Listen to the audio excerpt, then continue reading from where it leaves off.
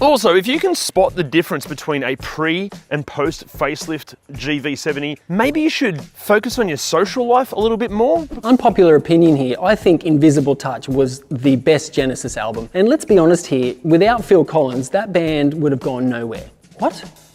Genesis, the car? Oh, this is awkward. I think this thing could teach all of the Germans and even Lexus a thing or two about ride quality and handling and just the sense of premium. Now, last time we had a Genesis on ReDriven, it was the G70, and spoiler alert, we absolutely bloody loved that thing. Will we end up feeling the same about these? The G70 is the most popular Genesis model on the used market. In fact, there are currently 3 times more GV70 on sale than there are G70. And with it having the likes of the BMW X3, Mercedes-Benz GLC, Audi Q5, and maybe even the Porsche Macan in its sights, are used examples living up to the lofty expectations, and should you buy one over the competition? Well, that is exactly what we are here to find out, and what better way to start than discussing what can go wrong with these. Look, starting with the exterior, okay, granted, it is still a relatively new model, so it hasn't really had time to develop too many problems, but the majority of GV70 out there aren't going to have any exterior issues. We couldn't find many, although they're not perfect. For example, a handful of owners, mainly of 2021 and 2022 model cars, have had an issue where some of this chrome trim around here, it's starting to bubble and peel off. Also, a few owners of mainly white models have complained that some of the clear coat, it too is sort of bubbling and gathering in corner areas. It's a very rare situation, this. In fact, most owners really compliment how good the paint quality is. Also, just a quick note, audio-wise, if you hear an occasional popping sound, like that, there's batting cages just over there and they're currently training. I would go and tell them to shut up, but they have bats, I don't.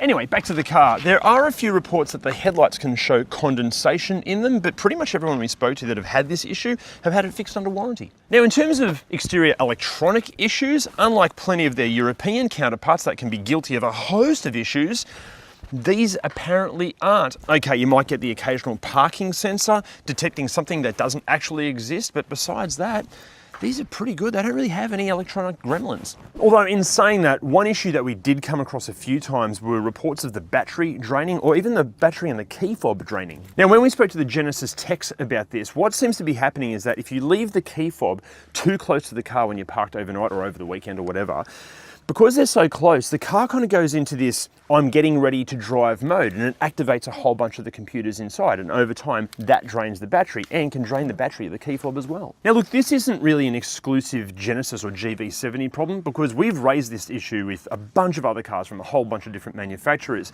But if you want a car to have all of these features and not take forever to boot up when you go to drive it, just store the keys away from the car. It's a compromise you're going to have to make. But look, before we go getting into any interior issues and complaints, of which there are actually quite a few, I'm really sorry to say, let's just familiarise ourselves with what is on offer with the GV70. Here in Australia, these were initially available in 4 models, with each identified by 3 different engines, and if they were rear or all-wheel drive. However, in 2023, the diesel model was discontinued because pretty much no one bought them, and it was replaced with an all-electric GV70.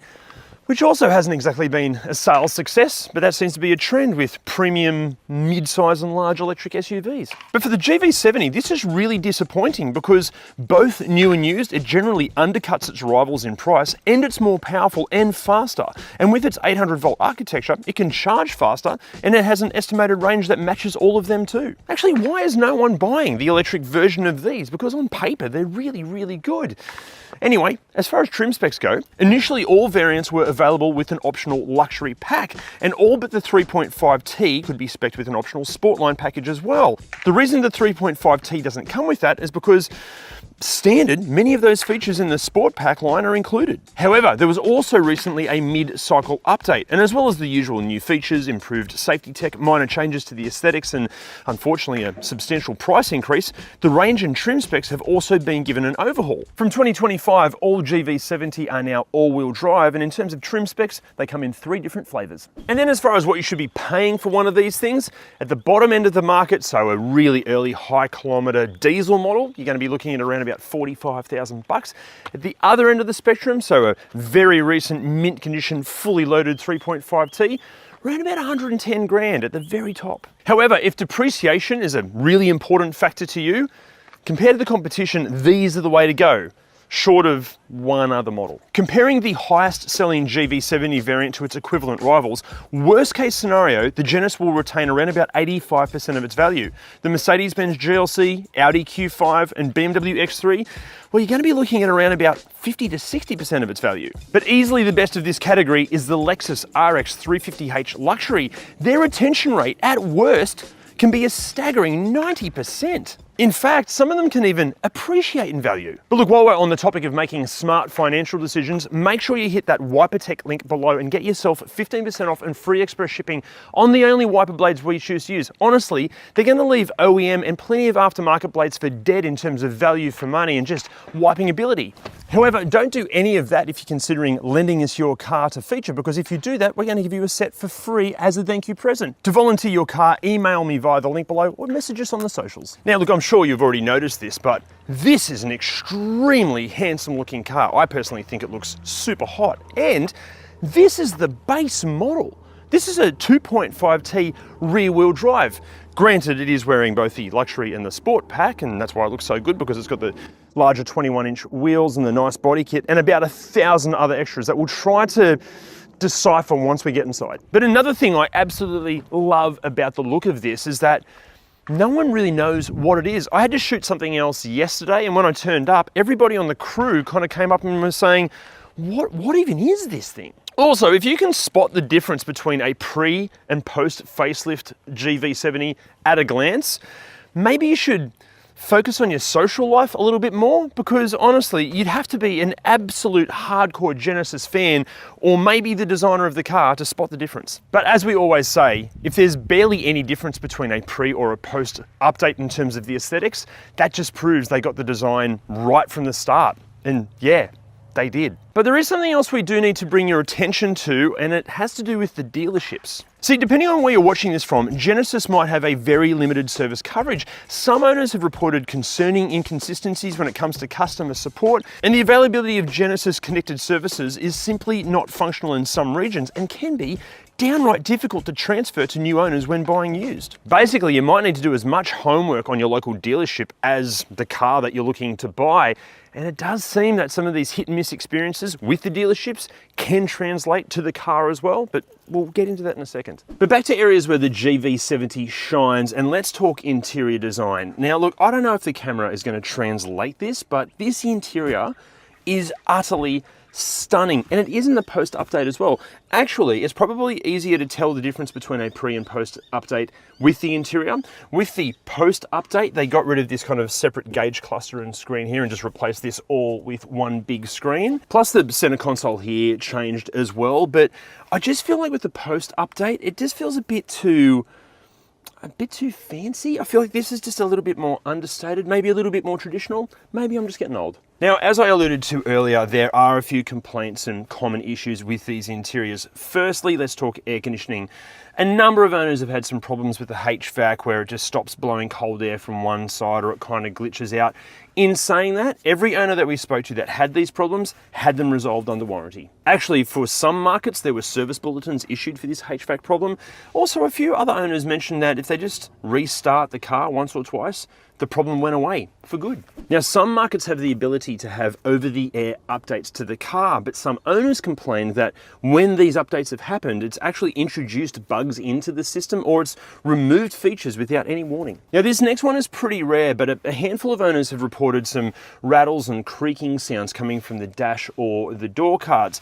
But quick tip here, before you go running back to the dealership if the car is out of warranty, jump on the owners groups and forums, because there's plenty of great advice on there on how to fix these little issues. Not that you'll have them in the first place. Now, some markets have this clever fingerprint scanner here, which means you can start the car without the keys, and also it remembers all of your favorite preferences.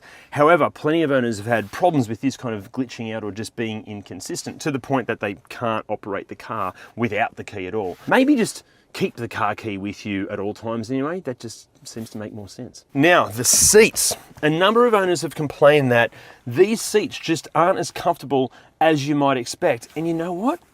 Yeah, I tend to agree. Look, they're not uncomfortable at all, but they're nowhere near Porsche Macan or Lexus RX levels of comfort. When you flick into the sport mode, it's nice that these kind of wrap around you a little bit more, but just the levels of squidge, it's just not quite there. Again, not bad, but not as good as I think they should be. Also, Genesis have made some really weird ergonomic choices in here that make no sense. I'm going to go as far as saying that unless you possess military intelligence levels of memory retention, you are going to mistake the gear selector knob for the infotainment knob probably about 6 times a week for at least the first 2 months of owning the car. Actually, just on the infotainment systems, pretty much like every newish car we've reviewed of late that's been made in the last 5 years, there are owners complaining about Bluetooth dropouts, same for Apple CarPlay and Android Auto.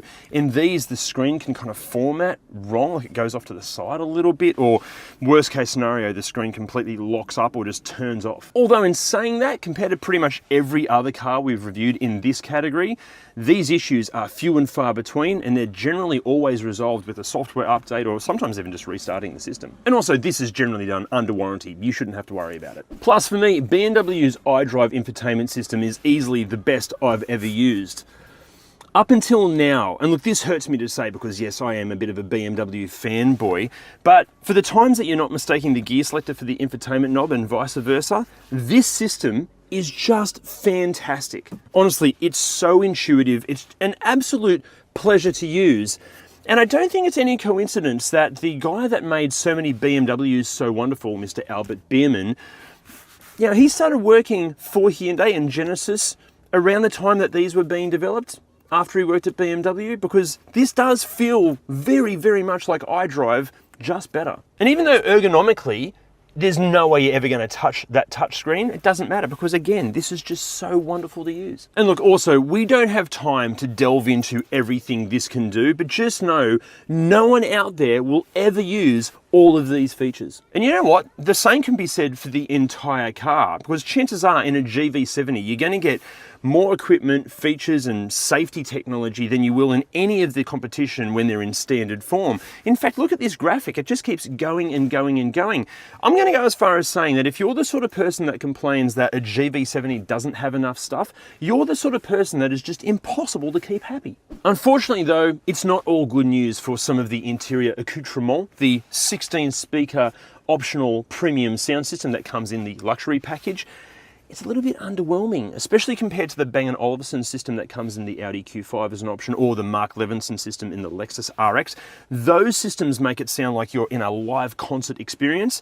This kind of sounds like you're in a pretty decent rehearsal room. But you know what? If you're really not happy with the sound systems in these, it is so easily fixed. There are plenty of great aftermarket speakers to replace these ones out there, and a whole bunch of other sound system accessories that will really lift this entire experience to the next level. Even stuff like extra sound deadening, that can make a huge difference. And not to mention other accessories like dash cams and full drive accessories and performance parts and any of that stuff. It can all make a huge difference to the car.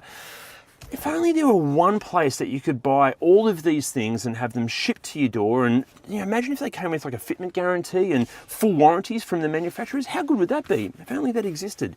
Oh wait, it does. It's our mates at Automotive Superstore. And you know what? When you do buy something from Automotive Superstore, you're not going to be alone. You're just going to join the other 500,000 plus happy Aussie customers. Check them out. The link's below. Now, speaking of things that absolutely nail it like Automotive Superstore, another area that the GV70 shines, aside from the incredible design, is just the sense of quality in here. Everything feels so premium. All this double-stitched leather, everything you touch feels really nice. I love this sort of 3D effect on the doors. At night time, the ambient lighting is perfect. It's not too ostentatious. It just makes it look classy and cool in here. And again, the features, there's just way too many features. Brilliant. I can't rave enough. This interior is brilliant, except for the seats, which they were comfier. Also, owners have reported that the wear and tear in here is excellent. Apparently, these interiors are very resilient. And as far as places for your bits and bobs or odds and sods, you've got a pretty decent sized glove box there. This bit is genius. And again, I think this is where the pre-update beats the post-update. This is where your phone goes for your wireless charging, and it closes there. On the new one, you've got your wireless charging pad back here. But with this, you're less likely to get distracted by a phone because it's hidden away in its own little cubby hole. You've got 2 cup holders here with little fingery things to hold your small pretentious coffees. I had a double ristretto this morning with just a dash of oat milk. It's delicious. Under here, more storage. You've also got like a little tray for your keys specifically for that. Oh, power outlet there as well. Door bins. You can fit largish bottles, but not really big bottles in the door bins. And this bit here, that is designed specifically to collect all of your life's filth.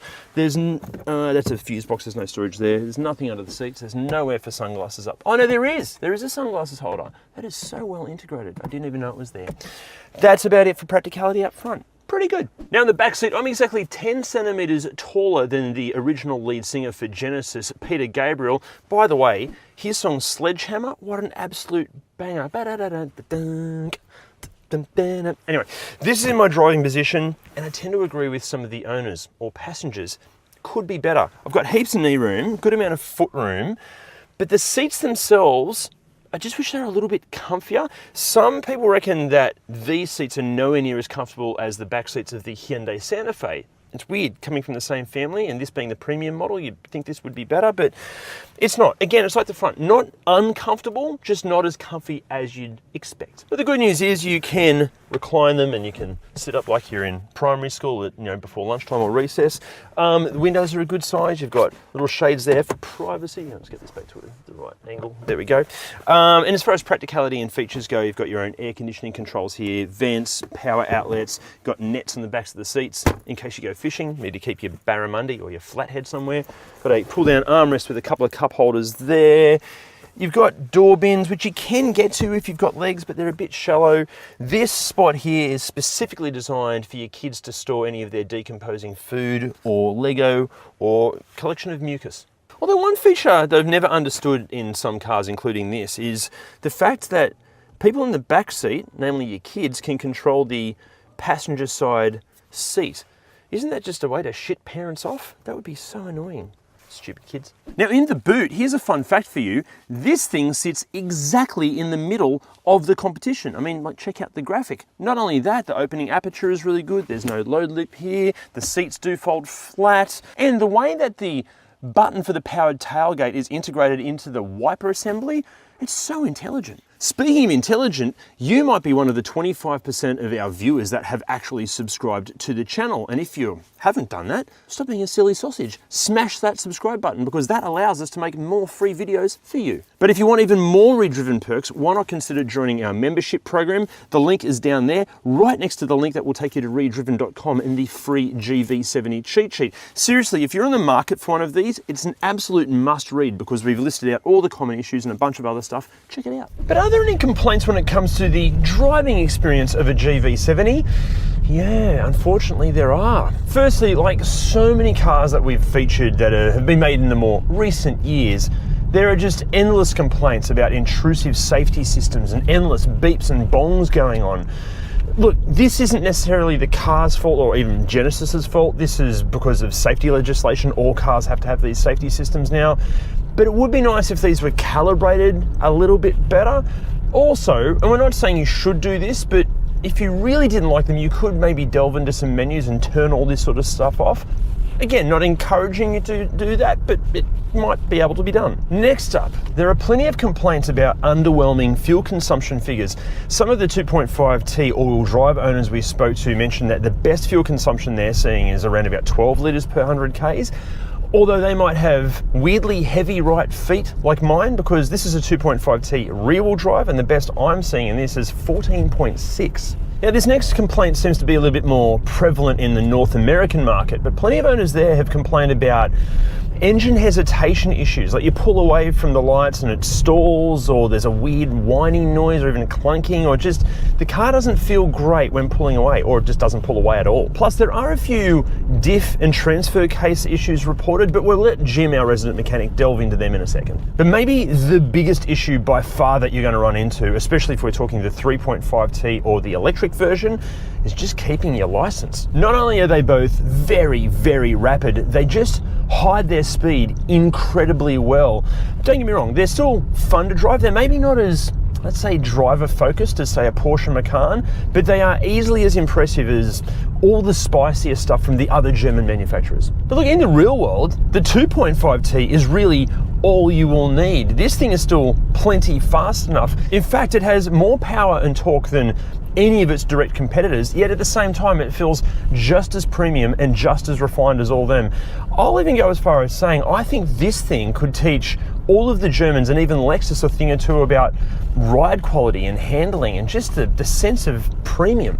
And even like the little things, these headlights are easily the best headlights I've ever used on any car at this sort of price point. And the blind spot cameras showing up in the gauge cluster, absolutely genius idea. It's really hard to drive a car that doesn't have this. They may have stolen that whole idea from Honda, but we'll ignore that for now. Also, I don't know if you need the all-wheel drive models. Look, if you're going to the snow all the time, fair enough, but for most of us, the rear-wheel drive is the way to go. It should cost you less to buy. It's lighter, so it feels lighter and more energetic on its feet. Plus, it should be better on wear and tear for tires and even fuel consumption. And look, I know they have discontinued the rear-wheel drive models now, but I reckon the rear-wheel drive is all the GV70 any of us would really ever need. However, we do need to delve into any mechanical concerns, so it does make sense that we now cut to someone that is qualified to elaborate on such matters. It's our resident mechanic, Jemima. Now I'm going to kick off with the 2.5 litre petrol engine here. Look, thankfully they seem to have shaken off the Hyundai 4-cylinder crap engine curse. Aside from a few moderate oil consumption reports, overall these things are so far pretty good. But they don't fare so well if they've been poorly serviced. If they've been neglected, they have had a few examples of timing chain complications and turbo issues. Now, again, that's when they've been neglected. Now, unfortunately, that is often the case when the car is a lease car, because often they're just simply not cared for. So if you're looking at one, make sure those services are all up to date. Now, the 3.5 litre V6 twin turbo, overall, look, yeah, so far, pretty bloody reliable. A few isolated cases of coolant leaks from radiators and intercooler heat exchangers, but not common. And a few reports of moderate oil consumption, but not severe, and again, not common. Both the 2.5 litre and 3.5 litre are both direct injected and port injected. That means you're not going to have issues with the valves just coking up. Yeah, so the more I've dealt with this engine and the more research I've done, it really is shaping up to be a pretty good thing. Now for the 2.2 litre diesel. Now, this represented only about 5% of sales here, which in my opinion is exactly why you shouldn't buy it.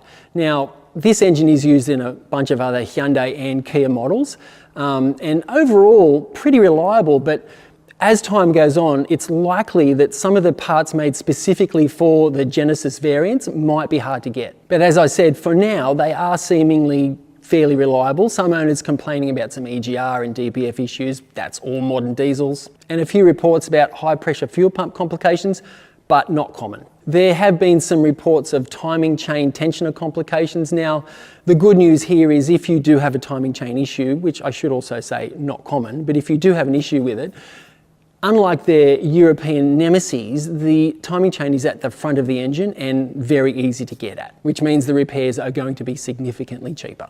But overall, for these three engines, in terms of reliability and cost of repairs and maintenance, they are way ahead of a bunch of their European competitors. Even for build quality too, way ahead. However, let's talk about the drivelines for a second because there's a few reports of some issues there. One of them being the all-wheel drive actuator. Now, in cases that fails to decouple, and basically when you're trying to do a U-turn on solid ground, the whole thing just skips and bounces and shudders. So that is actually a known problem. Now, another known issue is complications with the rear diff. In some cases, it's just noisy, and in other cases, the whole thing has just had a complete failure. The good news here for now is a lot of that is being covered by warranty, but it's worth considering that that warranty is not going to be around forever. The supercharger, more so in the earlier models, did have some bearing issues, made a horrible rattling sound, and in some cases did catastrophically fail. There are millions of them. So based on the numbers alone, you'd you'd like to think that the vast majority of them really are actually okay. With those potential differential issues, I would really strongly advise everyone to make sure that the driveline oils are changed, probably more frequently than the specs ask for. Now, another thing to consider when these things are out of warranty is parts availability. Even now, we know of some cars that are sitting around dealerships waiting for parts, so it'd be interesting to see how that pans out in the future. As for the EVs, in Australia, they only represented about 5% of overall sales. Globally, I think it was closer to 20%. These things are very solid, virtually no reports of serious mechanical issues, and even the battery and all the charging infrastructure in the car is actually, so far, very reliable. If you're watching in Australia and you're interested in an EV, yeah, why aren't you bloody buying these? They're actually pretty good. Now look, we completely understand that a lot of this video could give you the impression that these are a complete nightmare, but you need to understand that when we were doing the research for it, it was abundantly clear that for the vast majority of owners, they've had nothing but superb experiences with both the car and the dealerships. It's just unfortunate that there does seem to be a small handful of other owners that have had the polar opposite experience. Some have found that when one issue is finally resolved, which can take weeks if not months due to a lack of parts availability, something else pops up and then there's another issue and another.